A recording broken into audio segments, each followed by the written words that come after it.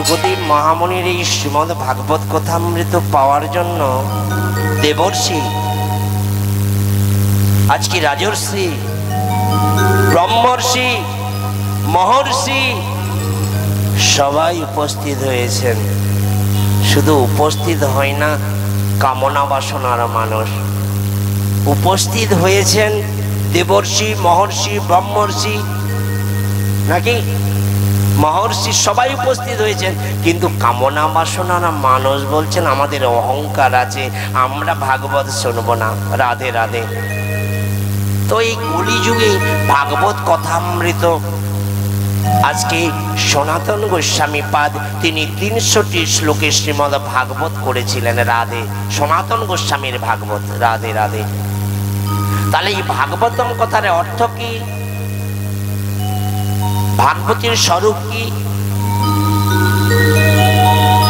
শাস্ত্রকর বললেন ভাগবতের স্বরূপ হলো ভগবান কৃষ্ণ কানাইয়ালাল, বংশীধারী মধুসূদন, ঈশ্বর পরম কৃষ্ণ সচিদানন্দ বিগ্রহ অনাদি আদি গোবিন্দ সর্বকারণ কারণম, সর্বকারণের কারণকর্তা অনাদির আদি গোবিন্দ, তিনিই তো ভগবান, তিনিই তো কৃষ্ণ, তিনিই তো আদি পুরুষ, তিনিই তো আদি ব্রহ্ম। সুখদেব গোস্বামী পাদ আজকে সেই রসনালয়ম আমার শ্রীমদ্ ভাগবতম রসযুক্ত, রসের আলয়। আচ্ছা, ভাগবতমে রস আছে বোঝা যায় না? বলছে ভাগবতমে যে রস আছে বুঝবে কি করে? আস্বাদন করলে তো রস বোঝা যায়। যেমনি ভাবে ওই আখ গাছের দিকে তাকিয়ে শুধু বলবো আমি আখ রস সেবা করবো, হবে? এই জগতের অনেক মায়েরা বাবারা বলেন, বলছে আমি রস খেয়েছি, আমি রস খেয়েছি। বলছে কি রস খেয়েছো? দেখে এসেছো, কিন্তু রস আস্বাদন করো না। রস যদি আস্বাদন করতে পারতে তাহলে তোমাদের রং ফিরে যেত। রং ফিরে না কেন? ও, লোককে বোঝাচ্ছ আমি রস খেয়েছি, কিন্তু রং ফিরলো না। লোককে বোঝাচ্ছ আমি ৭,০০০ টাকা খরচা করে আমি কুম্ভক করে এসছি, আমি গঙ্গায় ডুবে এসছি, আমি সাগরে গিয়েছি, ডুব দিয়েছি, কিন্তু আমাদের রং ফিরে না কেন? মনের কালিমা দূরীভূত হলো না কেন? বলছে যেই ছিলাম সেই ছিলাম, পরিবর্তন তো হয় না। তাহলে আমরা যে স্নান করলাম তাতে লাভ কি হলো? শুধু গৌর ভক্তমণ্ডলী, লাভে কিছু হয়েছে? শুধু ঠেলা খেয়ে খেয়ে ট্রেনে উঠলাম, আবার ঠেলা খেয়ে খেয়ে ট্রেনে নামলাম, নামতে নামতে আবার হাঁটতে হাঁটতে 1 কিলোমিটার কি 20 কিলোমিটার হেঁটে গেলাম, কোথায় যে ডুবছে না তার ঠিক নাই। আবার ঠেলা খেয়ে খেয়ে বাড়ি এলাম, হসপিটালে ভর্তি হলাম, এখন 1 মাস 2 মাস গা সারতে গেল। রাধে রাধে। তাহলে তোমার কিছু পরিবর্তন হলো বাবাজি? হলো? বলছে না। বলছে যদি 1 মন হলে সেই যেতে পারে, আমার 2 মন খোলে রইবি ফেরে, পারবি না সেই দেশে। তাহলে এখানে বলছি 1 মন হলে সেই কেবল যেতে পারি। শ্রীমদ্ ভাগবত কথামৃত বলছেন আমরা তো 1 মন হতে পারলাম না। শ্রীমদ্ ভগবত গীতায় ভগবান শ্রীকৃষ্ণ অর্জুনকে বললেন, কি বললেন? দৈবিচ এসাগ্নো মই মম মায়া দুরুত্তয়া মামি বাজি প্রবর্তন্তি মায়ামিতাং তরন্তিতে। শাস্ত্রকার বললেন ভগবান শ্রীকৃষ্ণ, এই রাধে, তোমাকে সবসময় লক্ষ্য করছি, কিন্তু এবারে কিন্তু লাল কার্ড দেখিয়ে দেওয়া হবে। দেখিয়ে দিলে কি হবে? লাল কার্ড দেখিয়ে দিলে কি হবে? প্রথমে তো কি কার্ড দেখায়? হলুদ। প্রথমে তো হলদে কার্ড দেখায়। ও ডাক মাস্টার মশাই, প্রথমে তো হলদে কার্ড দেখায়, তারপরে কি কার্ড দেখায়? প্রথমে হলদে কার্ড দেখিয়ে অ্যালার্ট করে দেওয়া হলো, তোমার যাও স্কুল, কিন্তু সঠিক সঠিক জিনিস আমাকে দিয়ে যাও। এখানে একটু তুলসী পত্র, ফুল, একটু জল একটু দেওয়া গেল না? তুমি সিস্টেমটা একটু মেনে চলো। ভাগবত পাঠ করছো, ভাগবত পাঠ, কিন্তু ভাগবত পুজোটা আমি করতে পারলাম না। এর মতো দুঃখ আর রাখার স্থান আছে নাকি? জয় রাধে গোবিন্দ, পরের চালেই আনন্দ হয়। রাধে রাধে। আমি মাস্টার লোক, সবাই ছাত্র তৈরি করি, কিন্তু কৃষ্ণ ভক্ত ছাত্র তৈরি করা খুব কঠিন। রাধে রাধে। প্রথমে হলদে কার্ড দেওয়া হলো, তারপরে কিন্তু অ্যালার্ট করে দেওয়া হলো, তারপরে বলা হচ্ছে লাল কার্ড দেখিয়ে তোমাকে গ্রাউন্ড থেকে বের করে দেওয়া হবে। ভগবান শ্রী গোবিন্দ বলছেন, যিনারা থাকেন তাদেরকে লাল কার্ড নয়, হলদে কার্ড নয়, তাদেরকে বারবার কি করে অ্যালার্ট করিয়ে দেন। অঙ্ক প্রথমে অ্যালার্ট করালো, 5 মিনিট লাগালো, মানে হোঁচট লেগে গেল। তারপরে একটু খক খক করে কাশলেন, তারপরে কাশতে কাশতে গলা ঘড়ঘড় করলো। এই ঘড়ঘড় করতে করতে ভাবলেন আর মনে হয় সময় নেই। এটাই হচ্ছে ওই হলদে লাল কার্ড দেখানো। রাধে রাধে। শ্রী গুরু নিতাই গুরু হরি হরি বল। তো বলে উঠছেন, কি বলছেন? শুকদেব গোস্বামী পাদ তিনি রাজা পরীক্ষিতকে ভাগবত শ্রবণ করাবেন। কথাটা ঠিক কথাই, কিন্তু ভাগবতম মানেটা হলো কৃষ্ণ স্বরূপম, স্বয়ং কৃষ্ণ ভাগবতম।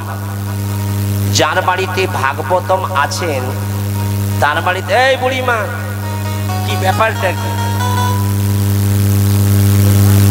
যার বাড়িতে ভাগবতম আছেন তার বাড়িতে কৃষ্ণ আছেন।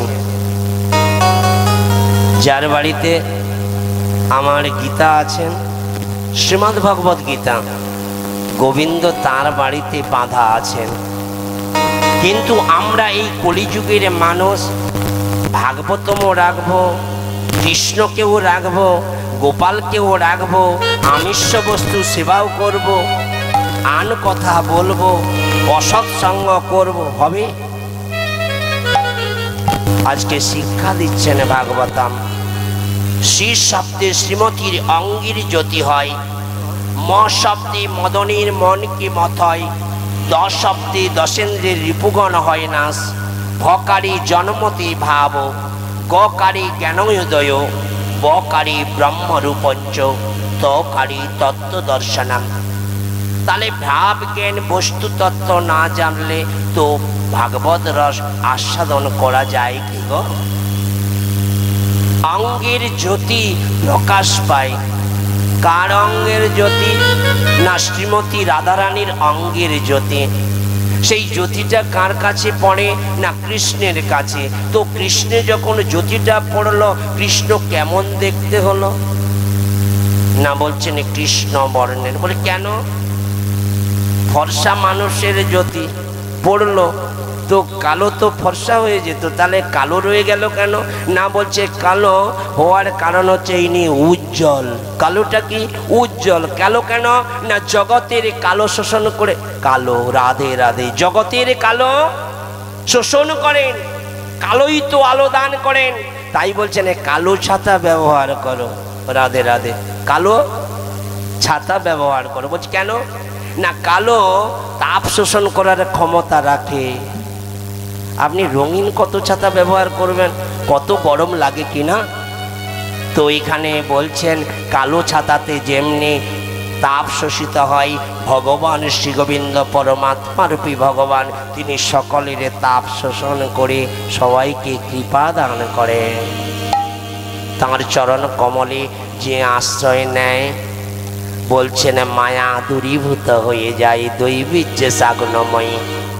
মম মায়া দূরত্বয়া মামে বজি প্রবদ্ধন্তে মায়া মে তাং তরন্তিতে। সব মায়া দূরীভূত হয়ে যায়। তাই তো কৃষ্ণ বলরাম এখন সবসময় তো গোচারণে যান।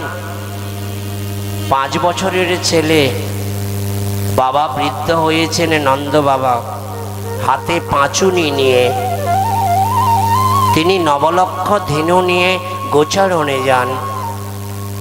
একদিন আমার কৃষ্ণ কানাই বলে উঠছেন, ও বাবা দেখো, তোমায় গোচারণে যেতে হবে না, আমি বড় হয়েছি, আমায় পাঁচুনি হাতে দে বাবা, আমি ওই নবলক্ষ ধেনু চড়াতেই যাব। রাধে রাধে। বাবা বললেন, বেশ, তুই যখন আমার কর্মটা নিতে চাইছিস আমি তোকে কর্ম দেব, কিন্তু আমার একটা কাজ যে তোরে করে দিতে হবে রে। বলছে কি? বাবা আমার মনের স্বাদ কি জানিস?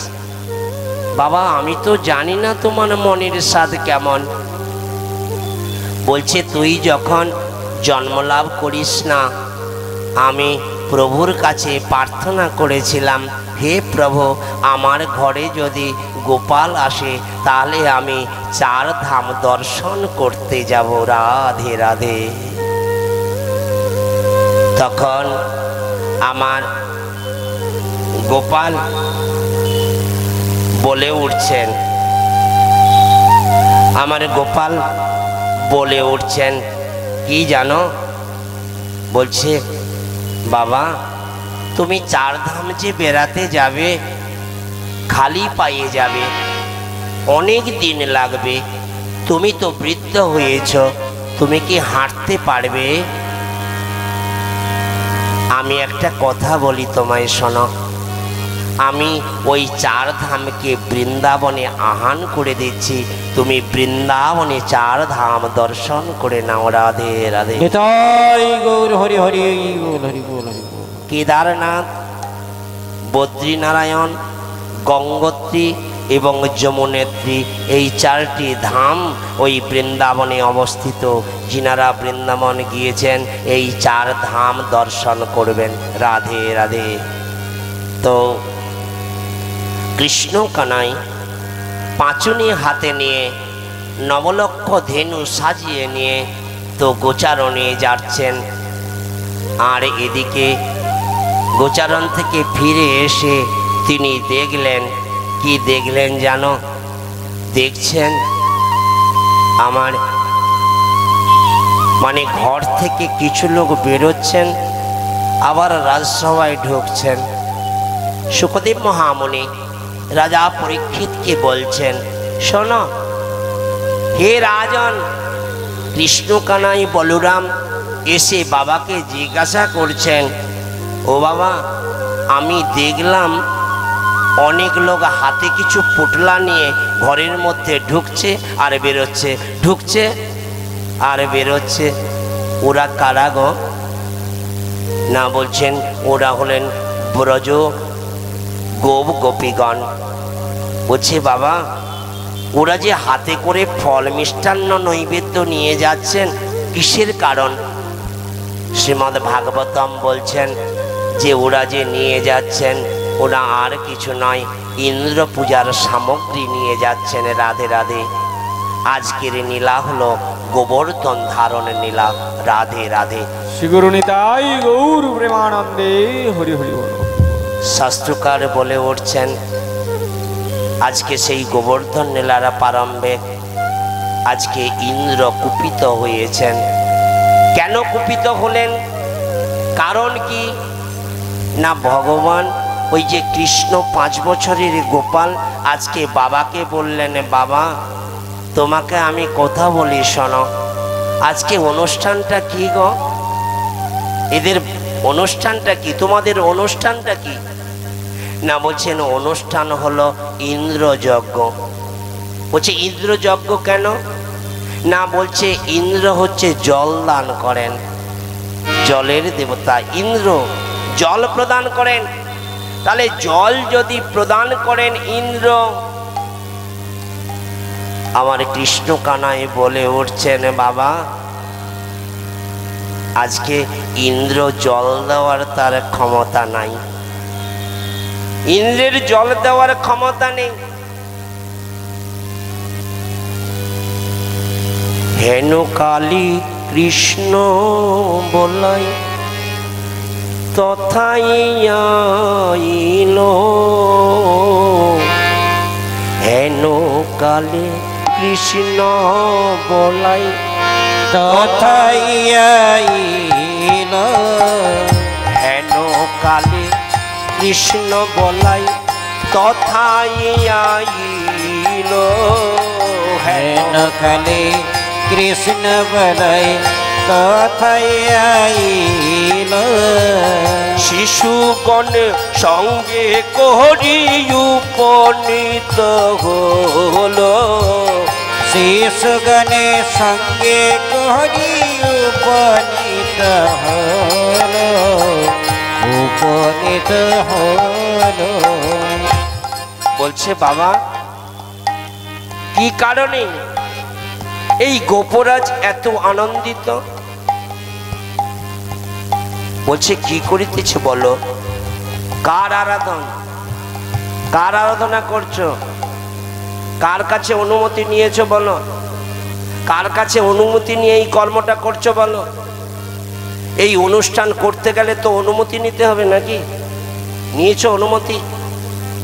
শাস্ত্রকার বললেন প্রথমঞ্চ গুরু পূজ্য ততশ্চৈব মমার্চন কর্মসিদ্ধি মমাপ্নতি জন্যতা কর্মা নিষ্ফল ভাবে। যে কোনো কর্ম করার আগে গুরুদেবের কাছে আগে নির্দেশ নিতে হবে, আমি করব কি করব না। রাধে রাধে। কতজন গুরুদেবের কাছে গিয়েছেন? কতজন গুরুদেবের কাছে পান সুপুরি দিয়ে এসছেন? কতজন গুরুদেবের অনুমতি ক্রমে কর্ম করছেন? বলছে আমার আবার গুরুদেবকে, আমি তো আমার গুরু। রাধে রাধে। অহংকার, আমি তো আমার গুরু। গুরুর ব্রহ্মা, গুরুর বিষ্ণু, গুরুর দেব মহেশ্বর, গুরুরেব পরম ব্রহ্ম তস্मै শ্রী গুরবে নমঃ। পরব্রহ্ম ভগবান গুরু, তিনি কে? তার আকার কি চিন্তন করবেন না? শাস্ত্রকার বললেন অখণ্ড মণ্ডলাকারম ব্যাপ্তং যেন চরাচরম তৎপদং দর্শিতং যেন তস্मै শ্রী গুরবে নমঃ। আজকে কেন ব্যস্ত এত এই যজ্ঞ অনুষ্ঠানে? কার বিধানে এমন অনুষ্ঠান হচ্ছে বাবা?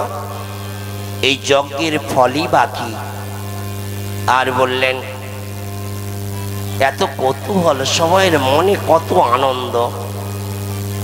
তখন আমার রাজা বলে উঠছেন, নন্দ বাবা বলছেন জানো, এটা তো আমার পূর্বপুরুষ থেকে এই নীতিটা রীতিটা হয়ে আসছে, যজ্ঞ করতে হবে। ইন্দ্র যজ্ঞ করলে কি হবে না, যজ্ঞ করলে আমার ইন্দ্র আশীর্বাদ রূপ বাড়ি বর্ষণ করবেন। বাড়ি বর্ষণ করলে কি হবে না, বলছেন এই ধরিত্রী মা জলে পূর্ণ হবেন, তাতে শস্য শ্যামলা হবে, দুর্বাদল হবে, গাভীবৃন্দ এই যে নবলক্ষ ধেনু চড়বে, গাভীবৃন্দ সবাই দুর্বাদল সেবা করবেন, তাতে দুগ্ধ হবে। আর দুগ্ধ হলে কি হবে? ক্ষীরসর ননি হবে। ক্ষীরসর ননি হলে ওই মথুরার বাজারে বিক্রয় হবে, অনেক অর্থ হবে। বাবা সেই জন্য বংশানুক্রমে আমাদের এই রকম কর্মটি আছে। বংশানুক্রমে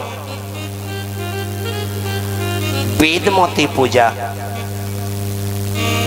এবং নানা উপচারে আমাদের পুজো হয়। তাই ধূপ দীপ নৈবেদ্য সব নিয়ে আজকে আগত হয়েছেন। আমার পুত্র বলে উঠছেন কৃষ্ণ কানাই, বাবা দেখো, বলছেন না জানিয়া কেহ কর্ম করে এ সংসারে, জানিয়া কেহ বা করে জ্ঞান সহকারে। মানেটা কি বললেন?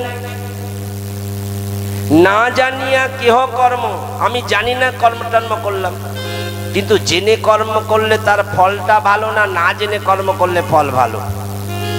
আপনি যখন বুঝলেন যে সকালবেলায় স্নান করে তুলসী পত্র তুলতে, আপনি জেনে গেলেন, আর আপনি কি করছেন না জেনে বাসি কাপড়ে তুলসী বৃক্ষে হাত দিলেন, তুলসী তুললেন, কোনো ব্যাপার নেই, তাতে কোনো ফল পাওয়া কি যাবে?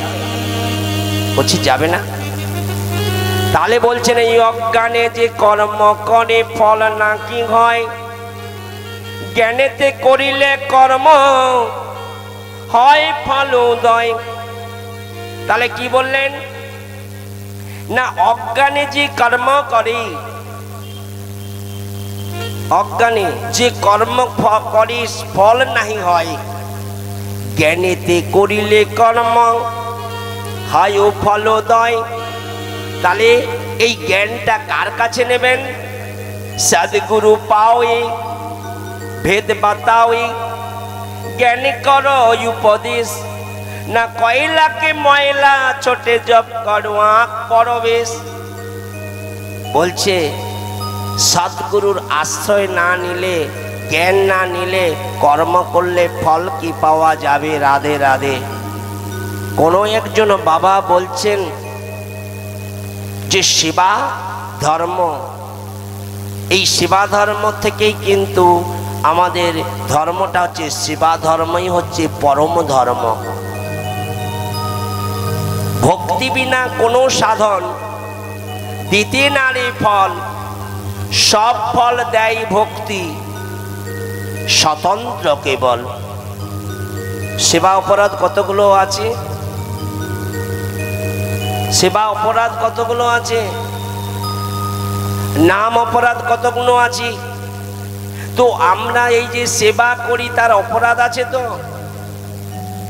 যে বলছেন যে সেবাই ধর্মই পরম ধর্ম, সেটাই তো ঠিক কথা বলছেন। যে কখনো সেবা করে না তার ধর্ম সম্পর্কে তার জ্ঞান আছে কিনা সন্দেহ। রাধে। তাহলে এখানে বলছেন সেবা ধর্ম, সেবা অপরাধ। তাহলে জানতে তো হবে ভাগবত কথামৃত শুনতে গেলে পাত মানে কি আগের দিকে বাড়িয়ে বসতে নেই, উঁচু আসনে বসতে নেই, ভালো হয়ে বসতে হবে।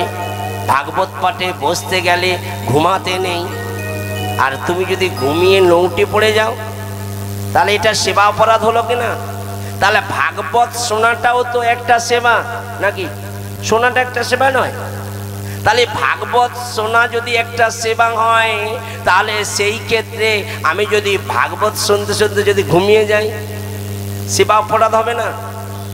আবার বললেন ভাগবত শুনতে শুনতে যদি কারোর সঙ্গে কথা বলি, সেটাও একটা সেবা অপরাধের অঙ্গ হয়। তত্ত্বকার বলে উঠছেন আমরা এই অপরাধের ধার ধারি না। কেন না? বংশানুক্রমে তো হরিসভায় এলে কথা বলতে হয়, এটা তো আমরা জানি সব সময়। যাত্রাশালে এলে হট্টগোল না হলে যাত্রা হয় না নাকি? কিন্তু ভাগবত সভা বলছেন মন প্রাণ ঐক্য করে নির্ভীকভাবে ভাগবত শ্রবণ করতে হয়। ঐকান্তিক যদি প্রীতি না থাকে ভাগবত আস্বাদন করা যায় না। তাই বলছেন বাবা এই যে করিছ তুমি যজ্ঞ অনুষ্ঠান, কোন শাস্ত্র মাঝে তুমি পাইছো বিধান? বলো তুমি কোন শাস্ত্রে বিধান পেয়েছ তুমি ইন্দ্র যজ্ঞ করলেই জল দেবে? বাবাকে বলে উঠছেন বাবা তুমি একটা কাজ করো, তোমাকে ইন্দ্র যজ্ঞ করতে হবে না, তুমি কি পুজো করো? তুমি একটা কাজ করো, যা নৈবেদ্য, যা ধূপ দীপ নৈবেদ্য যা নিয়ে এসছো, তুমি একটা কাজ করো, পাহাড় পুজো করো। রাধে রাধে। তখন সেই ছোট্ট ছেলেটিকে বলে উঠছেন আমার কি বলছেন নন্দ বাবা বলে উঠছেন পুত্র মোর পাহাড় পুজো করলে কি হয় না? বলছেন প্রকৃতির নিয়মে জল বাষ্পায়িত হয়, সমুদ্র হতে প্রকৃতির নিয়মে জল বাষ্পায়িত হয়, আর সেই বাষ্পায়িত হইতে মেঘে রূপান্তরিত হয়, আর সেই মেঘে রূপান্তরিত হয়ে বায়ু দ্বারা গমনাগমন করে, আর সেই গমনাগমন করিতে পাহাড়ে কি, তাহলে পাহাড়ে যেয়ে ধাক্কা মারে কি না? পাহাড়ে ধাক্কা মারলে কি হয়? বুড়িমা বলে উঠছেন, যত পাহাড়ে ধাক্কা মারে ততই তো বরিশন হয়। পাহাড়ে ধাক্কা না মারলে বরিশন হবে না? পাহাড় না থাকলে জল হবে। উত্তরপ্রদেশের দিকে বৃষ্টি কম কেন হয় বলতো? পাহাড় কম থাকে। তাহলে এইখানে আমাদের বৃষ্টি হয় কেন? এটা হচ্ছে উপকূল পরিবেশ, মানে সমুদ্রের পাশাপাশি, তো এখানে তো বৃষ্টি হতেই পারে এই সমতল ভূমিতে। তত্ত্বকার বলে উঠছেন, নদীর উৎপত্তি সব পাহাড়েতে হয়। নদীর উৎপত্তি কোথায় হয়? পাহাড়ে হয়। কেন? এত বর্ষণ হচ্ছে পাহাড়ে, ঝর্ণা বেয়ে জলটা যখন নিচে নামে তখন সেই ঝর্ণা বেয়ে বিভিন্ন নদী আকারে কোথায় এসে মেশে? সর্বনদী এসে মেশে সাগরেতে মেশে। তাহলে লক্ষ্য করে দেখুন, সাগরের জল বাষ্পায়িত হয়, আর বাষ্পায়িত হইতে মেঘে রূপান্তরিত হয়, আর মেঘে রূপান্তরিত হয়ে পাহাড়ে ধাক্কা মারি, আর পাহাড়ে ধাক্কা মারিতে প্রকৃতির নিয়মে বরিশন করে। ইন্দ্র পরিশন করতে পারবে? তার ক্ষমতা আছে? বলে উঠছেন, বাবা তুমি আমার কথা শোনো, তুমি ওই ইন্দ্রযজ্ঞ বন্ধ করে দাও, বন্ধ করে দিয়ে তুমি পাহাড়ে পুজো করো। ওরে কামার দেশে ভয়ে অথবা লোভেতে, এই ধর্ম যেই ত্যাগ করে সংসারেতে। বাবাকে শিক্ষা দিচ্ছেন, কাম প্রেমে দোহাকার বিভিন্ন লক্ষণ, লৌহ আর ঘেমে জয়ীছে স্বরূপ বিলক্ষণ। আত্মেন্দ্রিয় প্রীতি বাঞ্ছা তারে বলি কাম, কৃষ্ণেন্দ্রিয় প্রীতি ইচ্ছা ধরে প্রেম নাম। কামের তাৎপর্য নিজ সম্ভোগ কেবল, কৃষ্ণ সুখ তাৎপর্য প্রেম সে প্রবল। শ্রী গুরু নিতাই গৌর হরি বল, হরি হরি বল। তাই বলছেন যে দেখো, এই কাম এবং দেশ ভয় এই সমস্ত ত্যাগ না করলে এই সংসারতে থাকবে কি করে? এ তো মায়ার সংসার। এই মায়ার সংসারে অর্থ অনর্থের মোল। তাহলে যদি সংসারে যদি থাকতে হয়, এই সংসারটিকে কার সংসার করতে হয় বাবা? না, বলে উঠছেন, গোবিন্দের সংসারে করো ছাড়ি অনাচার।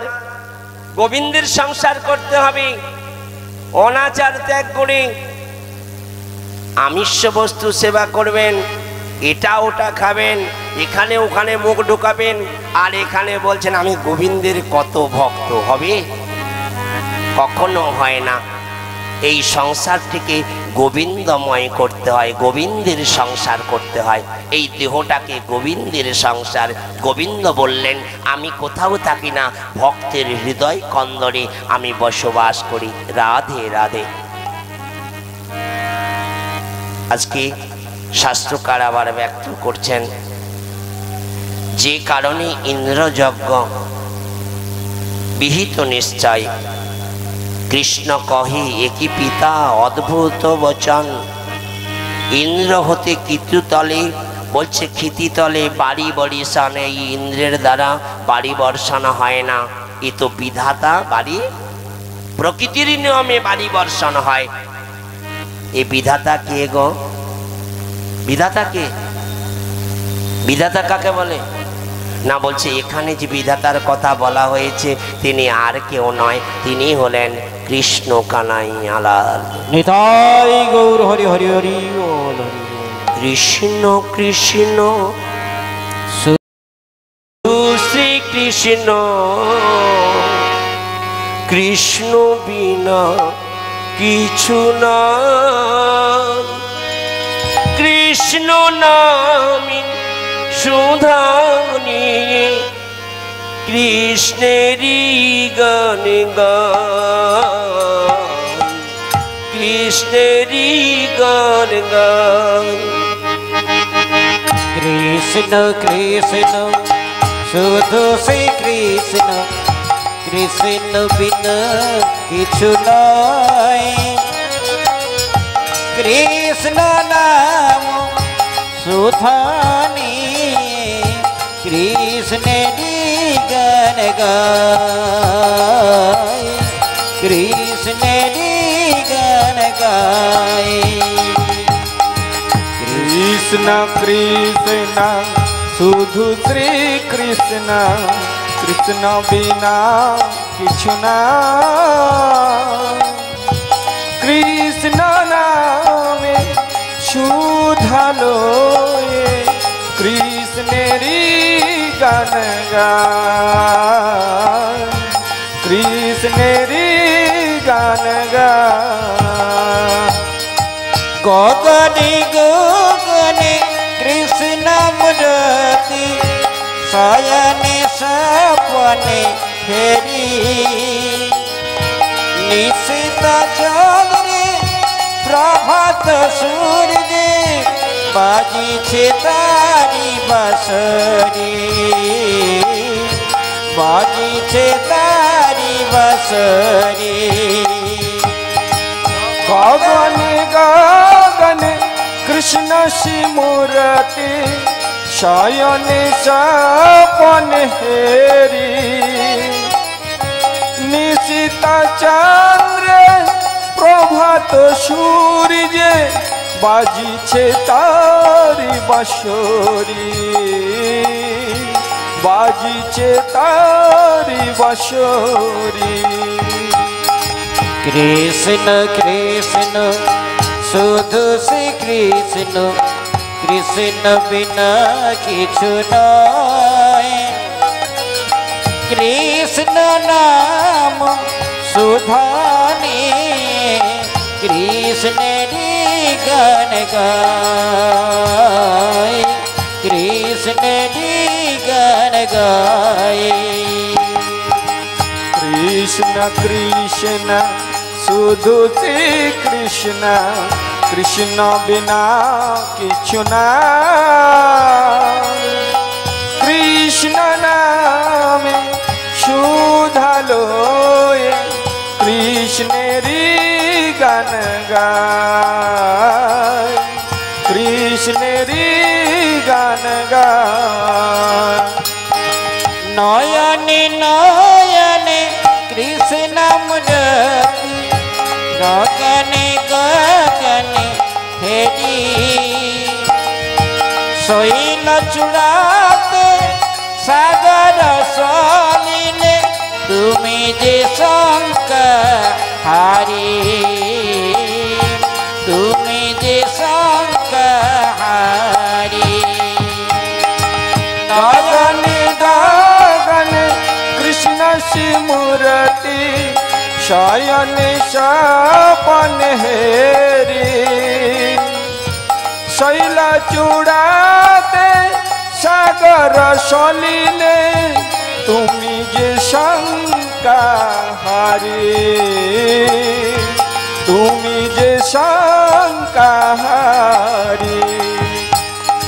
কৃষ্ণ কৃষ্ণ শুধু শ্রী কৃষ্ণ কৃষ্ণ বিনা কিছু নয় কৃষ্ণ নাম সুধানি কৃষ্ণেরই গান গায় কৃষ্ণেরই গান গায় কৃষ্ণেরই